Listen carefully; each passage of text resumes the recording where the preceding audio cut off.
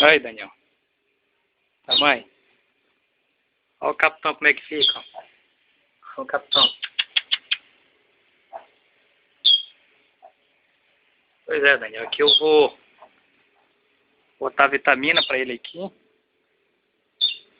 Um remédiozinho, tá todo empenadinho. Ali é a mãe dele.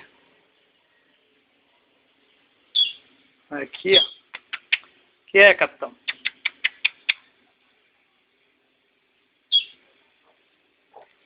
Pois é, aqui eu vou pegar ele para dar um remédio para ele.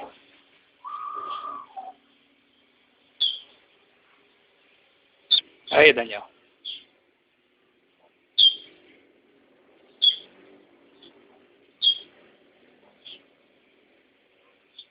Tá grande, né? Dei um antibiótico para ele agora, tá? Para evitar qualquer tipo de infecção.